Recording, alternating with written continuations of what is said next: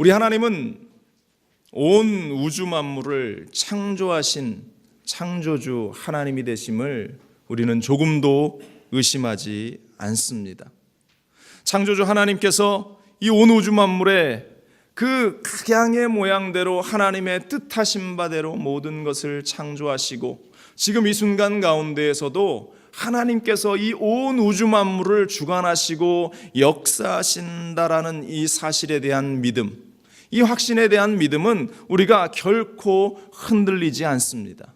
그런데 오늘날 현대 과학이라는 그러한 미명하에 다윈이라는 사람이 진화론을 주장하기 시작했죠. 이 다윈이라는 사람의 종의 기원이라는 책을 보면 그 핵심의 개념은, 바로 진화론의 핵심은 자연선택이라는 그러한 단어로 이해를 합니다. 자연선택이란 이 생물 개체가 같은 종이라도 환경에 적응하면서 여러 가지 변이를 나타내게 되는데, 이 변이 중에서 자신의 생존과 또한 번식에 유리한 그러한 변이가 선택되면서 후대로 전해져 내려간다라고 하는 것이 이들의 이야기입니다. 이것을 속진화라는 용어로 그들은 이야기하는데요.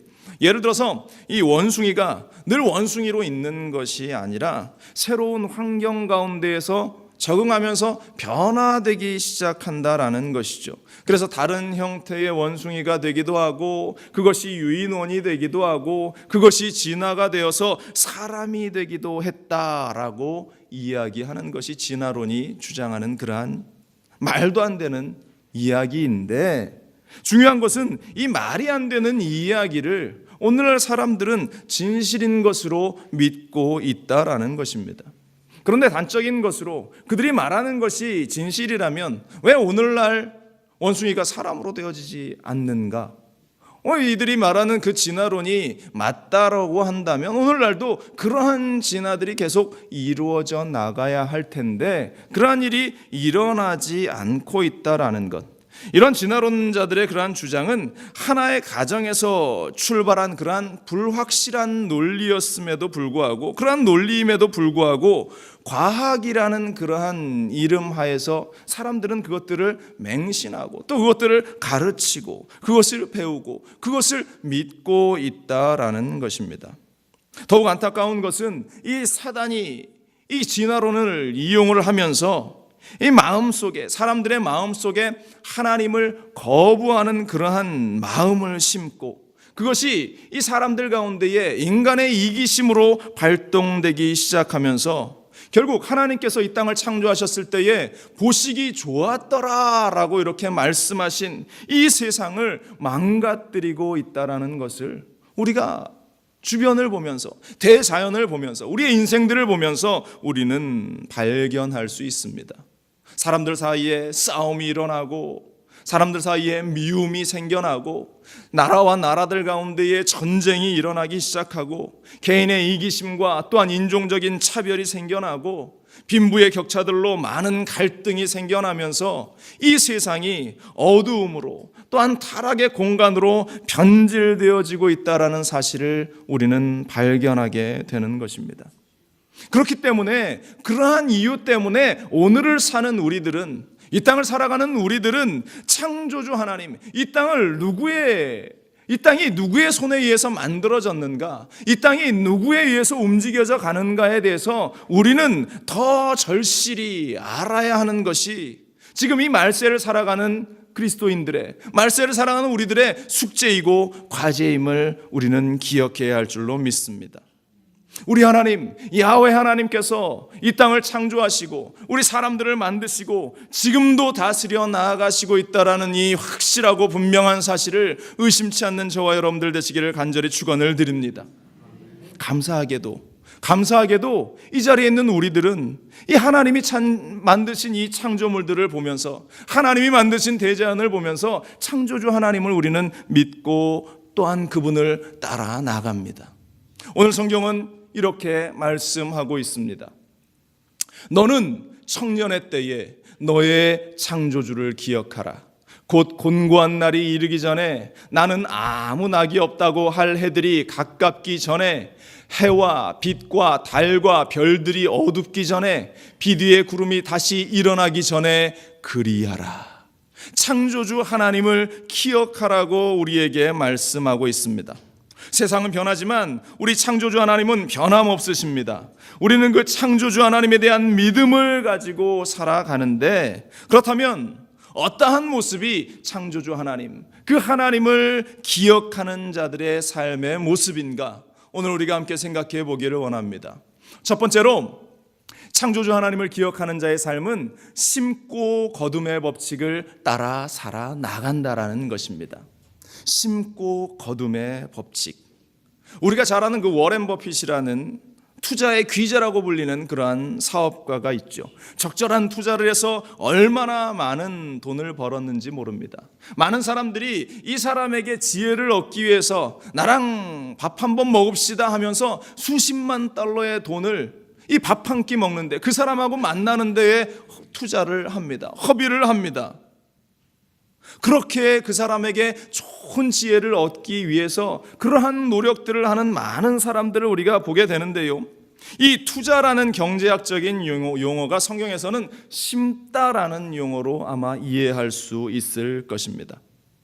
오늘 성경 이 전도서는 이 전도자가, 지혜를 말하는 전도자가 삶을 살아보니까 이 땅의 삶이, 내가 돈도 많이 벌어보고 이 땅에서 내가 열심히 살아보고 성공도 해보고 내가 왕이 되어보고 많은 것을 가져보았지만 결국 그 모든 것들이 허무한 삶이었다라고 이야기하면서, 그 뒤에 그가 이야기하는 것은 오직 내 힘으로는 불가능하고 결국 하나님밖에 없다고, 우리를 인도하시고 이끌어가시고 온 우주 만물의 진정한 창조주는 하나님밖에 없다라는 사실을 깨달아서 그 후손들에게, 그 자녀들에게 이야기하고 있는 것이 바로 이 전도서의 말씀인 것입니다. 오늘 전도서 11장 5절은 그러한 차원에서 이렇게 이야기합니다. 바람의 길이 어떠함과 아이벤 자의 태에서 뼈가 어떻게 자라는지를 내가 알지 못함 같이 만사를 성취하시는 하나님의 일을 내가 알지 못하느니라. 모든 일들을 내가 알고 내가 만들어가고 내가 이루어 보려고 했는데 결국은 내가 하나님의 그 뜻과 하나님의 일을 다 깨달을 수 없었다라고 이 전도자는 그렇게 말씀하고 있습니다. 연여 6절에 또 이렇게 말합니다. 너는 아침에 씨를 뿌리고 저녁에도 손을 놓지 말라. 이것이 잘 됐는지 저것이 잘 됐는지 혹 둘이 다 잘 됐는지 알지 못함이니라. 우리가 씨를 뿌리고 우리가 일을 하는 그 모든 것, 결국 나의 힘으로는 알 수 있는 일들이 하나도 없다라는 것을 이야기하면서 오늘 성경을 이렇게 유심히 들여다보면 결국 전도서가 우리에게 주는 메시지는, 우리 인생들은, 이 땅을 살아가는 저와 여러분들은 우리의 앞날을, 우리의 장래를 알 수 없다라는 것입니다. 앞날을 알지 못하는 것입니다. 현재 누리고 있는 삶이 앞으로 어떻게 될지 알지 못합니다. 우리는 수많은 계획들을 세우고 그 계획들을 내 뜻대로 만들어 가려고 하지만 이것이 잘 되는 일인지, 재앙이 임하는 일인지, 또 잘못된 일인지 우리는 결국 알지 못하지만, 그럼에도 불구하고 열심히 씨를 뿌려야 한다라는 것을 전도서 기자는 강조하고 있습니다. 여러분들 삶 가운데에 내 앞날은 내가 비록 알지 못하지만, 이 전도서 기자가 말하는 것처럼 내 앞날의 시간들은 내가 알지 못하지만 여러분들의 삶에 열심히 씨를 뿌릴 수 있는 귀한 삶이 열어지고 펼쳐질 수 있기를 간절히 축원을 드립니다. 영국의 수상을 지낸 윈스턴 처칠이라는 그러한 사람의 일화가 있는데요, 어릴 때 그가 시골을 놀러 갔습니다. 그런데 이 개울을 발견을 하고 이 수영을 하고 싶었던 것 같아요. 그래서 소년 처칠이 달려가서 물속에 풍덩하면서 열심히 수영을 하는데 갑자기 다리에 쥐가 났던 모양입니다. 그러면서 물속에 빠져들어가기 시작하는데 자신의 키보다 훨씬 높은 그 깊숙한 물까지 흘러 들어가게 됐어요. 나 살려라, 사람 살려, 그렇게 고래고래 고함을 치면서 점점점 물속으로 빠져들어가는데, 지나가던 한 가난한 농부의 아들이 이 장면을 목격하고 물속으로 뛰어들어가서 이 처칠, 소년 처칠을 이 소년이 건져내었습니다. 그래서 그에게 생명을 주었습니다. 다시 살 수 있는 기회를 주었어요. 얼마나 감사했겠습니까? 이 처칠과 그의 가족들이 이 소년에게 네가 원하는 것이 무엇이냐 다 들어주겠다라고 제안을 합니다. 이 소년은 너무나 가난한 농부의 아들이었기 때문에 공부를 할 수가 없었어요. 그래서 내가 좀 공부를 하고 싶습니다 이야기하자 이 처칠 가족들이 그 소년의 모든 학비를 지원하기 시작합니다. 그래서 열심히 이 소년은 공부했고 또한 그 학비에 장학금을 지원받아서 대학까지 또한 박사까지 그가 다 마칠 수 있게 됩니다.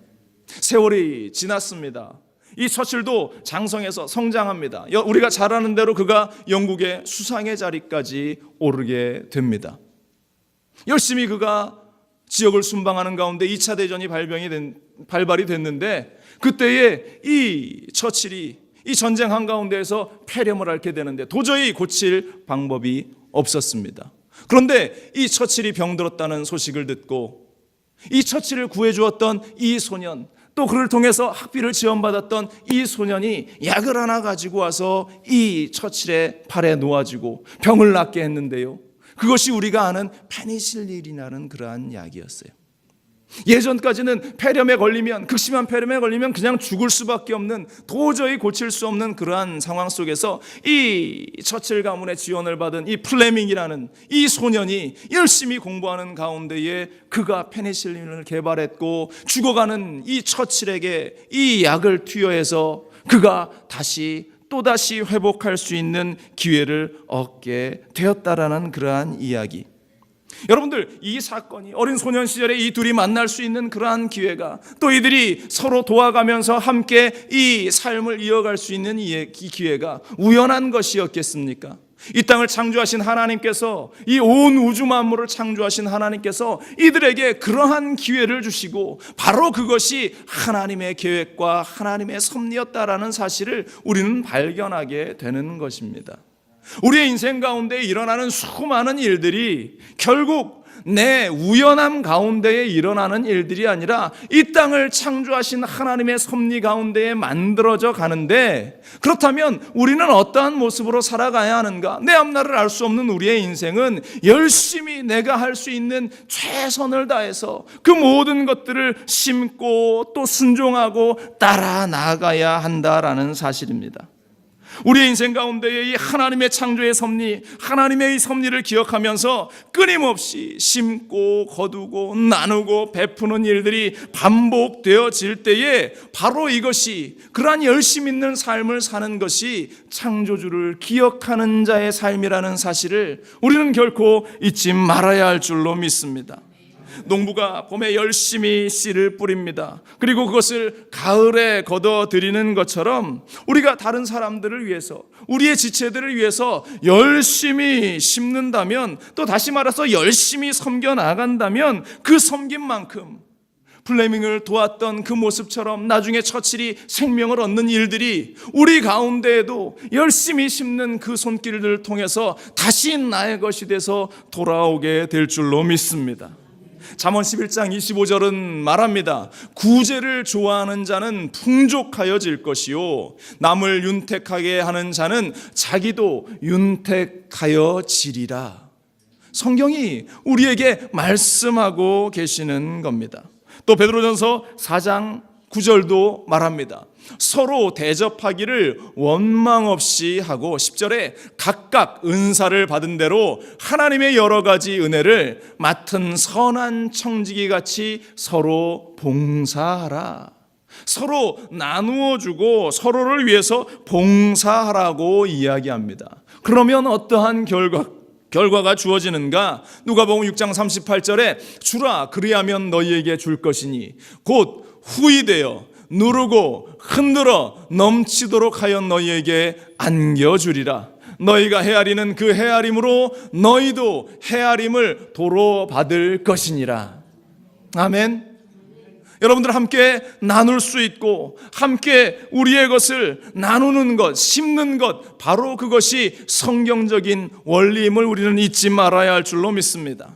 나의 것을 사용하면 사용할수록 내가 더 풍성한 은혜를 누릴 수 있고 더 풍성한 기쁨을 누릴 수 있고 더불어서 누르고 흔들어 넘치게 나에게 안겨주시는 하나님의 그 풍요로움을, 하나님의 베푸심을 우리는 경험하게 될 줄로 믿습니다. 여러분들, 창조주 하나님을 기억하는 자들은 바로 심고 거두어지는 그러한 법칙을 깨달아 그것에 순종하며 열심히 살아가는 인생들인 줄로 믿습니다. 두 번째로, 창조주 하나님을 기억하는 자들의 삶은 이렇습니다. 함께 읽습니다. 인생의 유한함을 깨닫고 살아갑니다. 다시 한번 합니다. 인생의 유한함을 깨닫고 살아갑니다. 본문 1절 2절 다시 보세요. 너는 청년의 때에 너의 창조주를 기억하라. 곧 곤고한 날이 이르기 전에, 나는 아무 낙이 없다고 할 해들이 가깝기 전에, 해와 빛과 달과 별들이 어둡기 전에, 비 뒤에 구름이 다시 일어나기 전에 그리하라. 우리의 인생은 결국 마지막이 있다라는 것을 우리는 너무나 잘 알죠. 다 죽음을 맞이합니다. 천국으로 다 가게 되어 있습니다. 또 믿지 않는, 예수 그리스도를 믿지 않는 사람들은 지옥으로 가게 되어져 있는 것이 당연한 이 땅에서의 유한한 삶이라는 것입니다. 그런데 어떤 사람들은 유한한 인생이니, 한 번뿐인 인생이니 대충 살자, 그렇게 이야기하는 사람도 있습니다. 그러나 창조주 하나님, 창조주를 기억하는 자의 삶은 유한한 인생의 진리를 깨닫고 이 땅의 삶에 하나님이 나에게 주신 그 목적들을 알고 최선을 다해 살아간다라는 것입니다. 특히 내가 하나님께서 나를 책임져 주시니까 아무것도 안 한다가 아니라 하나님을 믿기 때문에 더 열심히, 더 땀 흘리며 살아가는 것이 이 유한한 인생을 깨달은 자의 삶의 모습이라는 것입니다. 전도서 11장 9절 10절은 이렇게 이야기합니다. 청년이여, 내 어린 때를 즐거워하며 내 청년의 날들을 마음에 기뻐하여 마음에 원하는 길들과 내 눈이 보이는 대로 행하라. 그러나 하나님이 이 모든 일로 말미암아 너를 심판하실 줄 알라. 그런즉 근심이 내 마음에서 떠나게 하며 악이 내 몸에서 물러가게 하라. 어릴 때와 검은 머리의 시절이 다 헛되니라.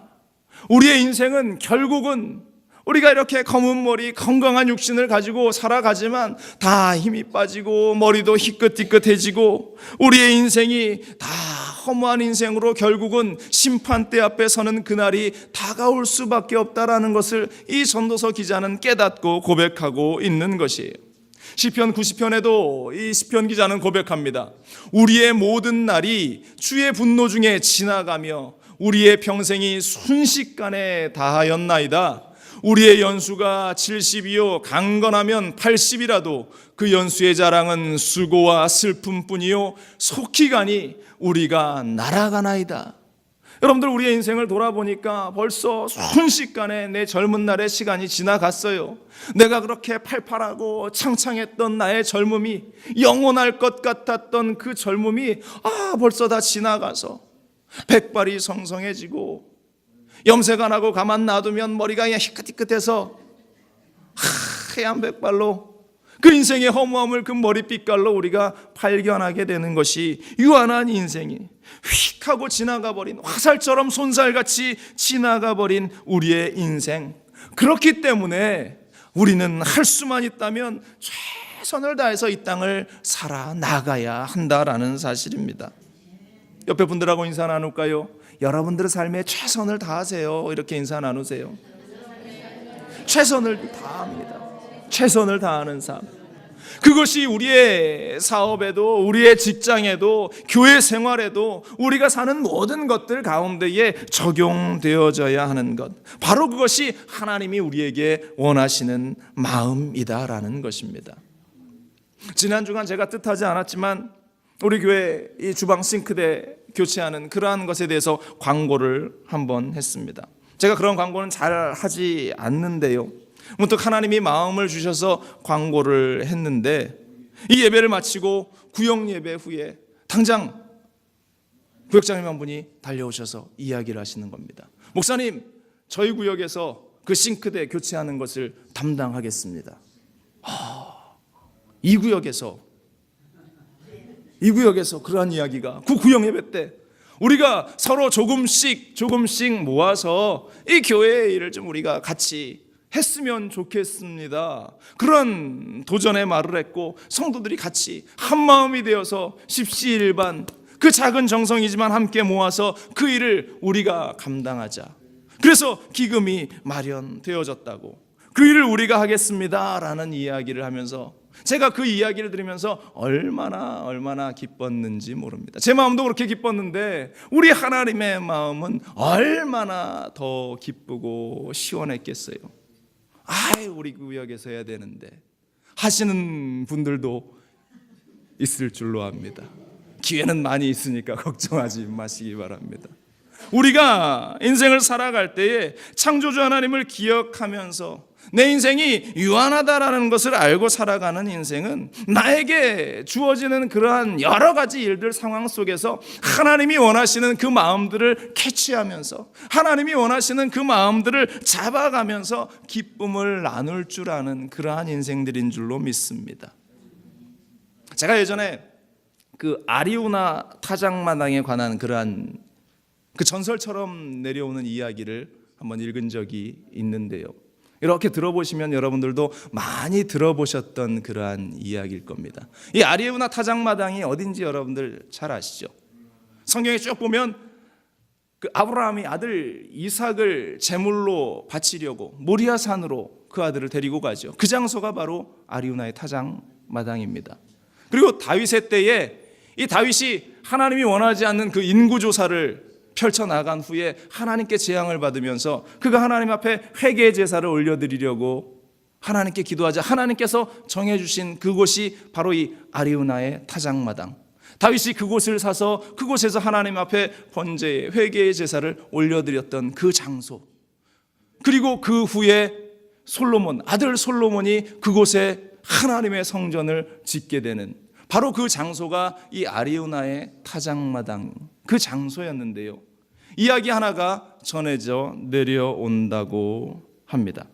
이 아리우나의 이 타작마당에 살았던 이 형제가 굉장히 우애가 좋았답니다. 그 형제들이 얼마나 사이가 좋았는지 그 서로가 서로를 아끼고 서로가 서로를 위해서 배려하는 것이 너무나 열심이었던 형제들이었는데 이제 추수를 했어요. 추수를 해서 이제 각자의 이 곡식 더미들을 열심히 쌓아 놓았습니다. 그런데 이 추수를 마치고 나니까 형이 문득 생각을 합니다. 우리 동생이 이제 결혼한 지도 얼마 되지 않았는데 많은 필요한 것들이 있을 텐데 하면서 이 나보다는 이 동생이 더 많은 곡식단을 가져야 하는 것이 맞다. 이 형이 생각하고 밤에 곡식단을 번쩍 짊어지고 그 동생의 곡식단 쌓아놓은 곳에 가서 그 곡식을 잔뜩 쌓아놨어요. 그런데 같은 시간 또 동생도 생각을 합니다. 우리 형은 부모님도 모시고 살고 또 우리 형은 가족들도 식솔들도 많은데 나보다는 형이 더 곡식을 많이 가져야 하는 것이 맞지 않은가. 또 동생도 그 곡식단, 자기의 곡식단에서 곡식을 들고 형의 곡식단에 열심히 가져다 옮겨 놓았습니다. 아침에 눈을 딱 떴는데 이 형제들이 보니까 분명히 내가 곡식단을 옮겨다 놨는데 왜 여전히 똑같이 이 자리에 있는가. 다음 날도 또 일이 반복되고 다음 날도 또 일이 반복됐대요.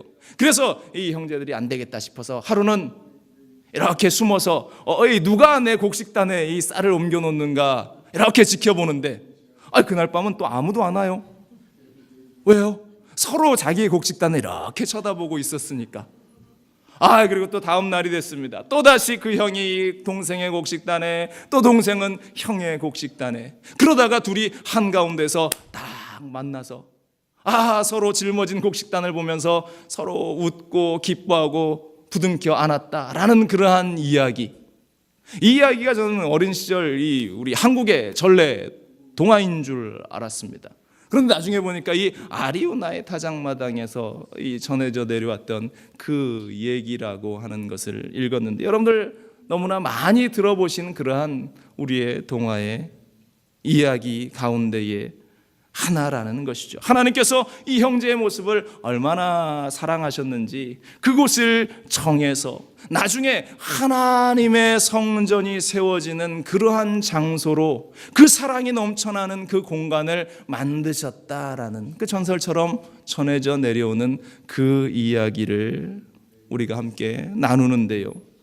인생의 마지막이 있고 창조주 하나님을 기억하는 자들은 나의 것이라고 움켜쥐고 내가 더 많이 가져야 한다고 그렇게 움켜쥐고 살아가는 인생이 아니라는 것입니다. 인생의 유한함을 알기 때문에 이 땅에서 하나님이 나에게 주신 것을 가지고 나누고 또 베풀고 또 나누는 것이 바로 창조주 하나님을 기억하는 인생들이라는 것. 우리는 기도해야 할 줄로 믿습니다.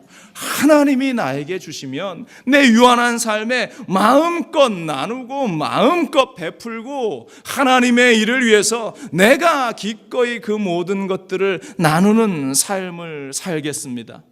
내 이웃을 위해서, 나의 모든 주변의 사람들을 위해서, 또 믿지 않는 그 영혼들을 위해서 나의 가진 것을 나눌 수 있는 그러한 마음이 내 안에 넘치게 하여 주옵소서.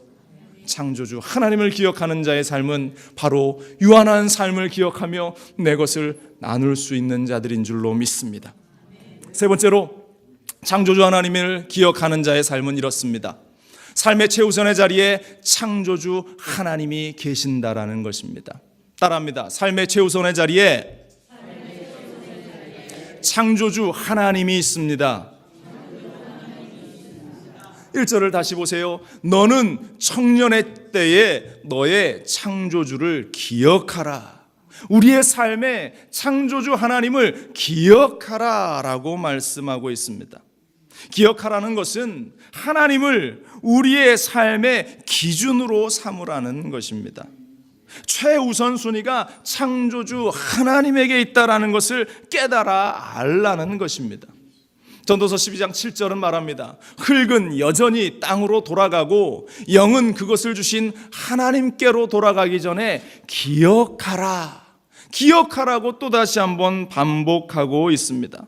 단순한 생각이 아니라 가슴 속에, 우리의 마음 속에 품고 그것을 붙들고 살아가라고 하는 것, 바로 이것이 기억하라고 하는 것의 의미인 줄로 믿습니다.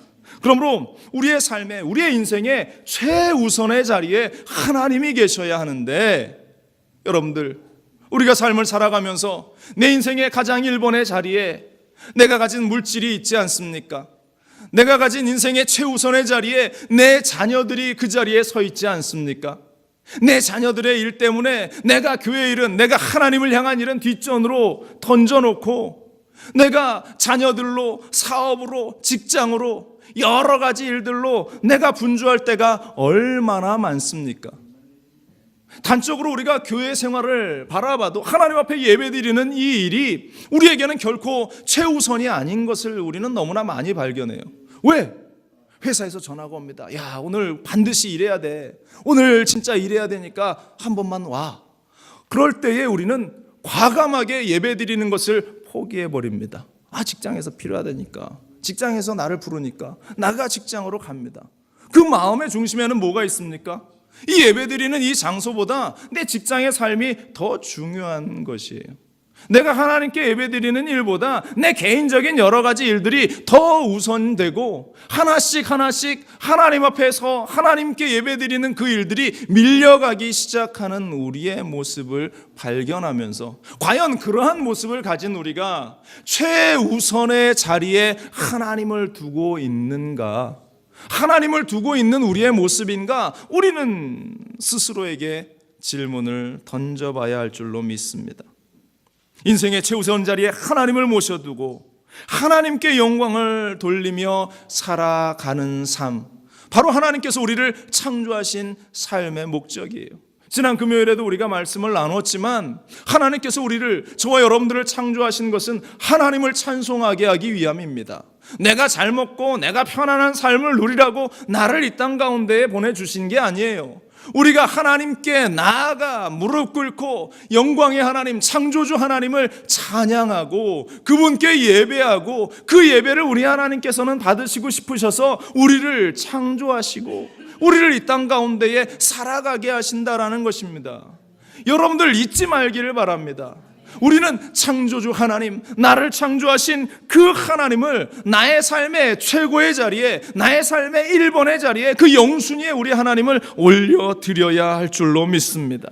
내 육심, 내 교만, 내 체면, 내 자랑, 내 나를 위한 생각들이 아니라 내가 이 땅에 왜 태어나고 내가 왜 살아가고 내 삶 가운데 하나님이 이러한 은혜와 섭리들을 왜 주시는가를 우리는 발견하는 것, 바로 그것이 오늘 전도자가 우리에게 창조주 하나님을 기억하라고 하는 말씀인 것을 우리는 잊지 말아야 할 줄로 믿습니다.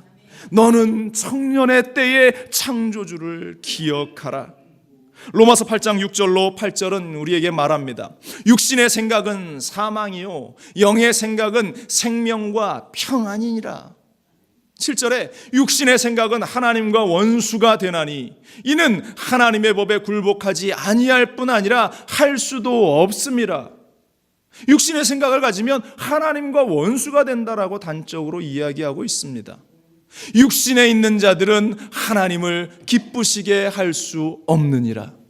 내 생각을 가지고 내 뜻을 가지고 살아가는 인생들은 결국은 하나님과 원수가 되는, 하나님에게 버림을 받고 하나님을 떠나버리는 그러한 인생이다라고 우리에게 말씀하고 있습니다.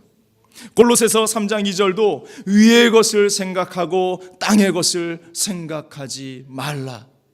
하나님의 일을 생각하고 이 땅의 일은 우리가 생각해야 할 바가 아니고 내가 무엇을 먹고 무엇을 입고 어떻게 살아가야 하는가, 이것은 하나님이 책임지시기에 우리는 위의 것을 생각하며 하나님을 생각하며 살아가야 한다라는 것, 바로 그것이 창조주 하나님을 삶의 최우선의 자리에 놓는 사람들의 모습인 줄로 믿습니다. 창조주 하나님을 최우선으로 여기는 사람들은 자기를 최우선으로 여기는 사람들과 근본적으로 차이가 있다는 것을 말해요. 생각의 종류도 다르고 삶의 종류도 다르고 살아가는 방식도 또한 그에 따른 결과도 다르다라는 사실을 우리는 기억해야 합니다. 탈무드에 보면 이러한 말이 있습니다. 하나님께서 당신에게 요청하는 그 생각을 하고 그 일을 하면 당신은 반드시 성공자가 된다. 하나님이 원하시는, 하나님이 요청하시는 그 일을 할 때 우리는 세상에서도 성공하는 자가 된다라는 사실을 이야기하고 있는 것입니다.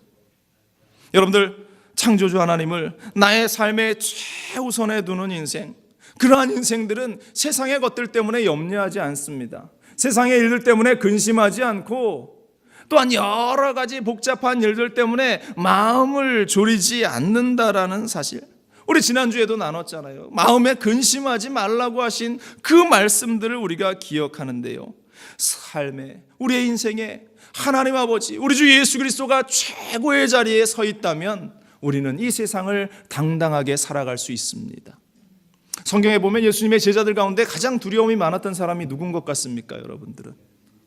제가 볼 때는 아마 베드로가 아닌가 싶어요. 여러 가지 일들이, 에피소드가 기록되어 있기 때문에 더 그렇게 느끼실는지 모르지만 그가 겉으로는 막 혈기왕성하고 큰 목소리를 내면서 용감해 보이지만 그가 풍랑인을 바다를 걸어갈 때에 처음 몇 발짝 걸었지만 금방 두려움에서 그가 물속에 빠져들인 사건들을 우리는 기억합니다. 또 그가 예수님이 잡혀가면 어떨까 마음에 노심초사했던 그러한 모습도 우리는 성경을 통해서 발견하게 됩니다. 로마 병정들이 예수님을 잡아가면 남은 우리들은 어떻게 할까 늘 걱정하면서 그는 그렇게 근심합니다. 또 예수님이 십자가에서 돌아가 버리시면, 죽어버리시면 우리는 어떻게 살아가야 하는가, 그렇게 염려했던 것이 이 베드로의 모습이었습니다. 그런데 그의 말년에 그의 삶이 바뀌어짐을 우리는 보게 되죠. 베드로전서 5장 7절에 말합니다. 너희 염려를 다 주께 맡기라. 이는 그가 너희를 돌보심이라.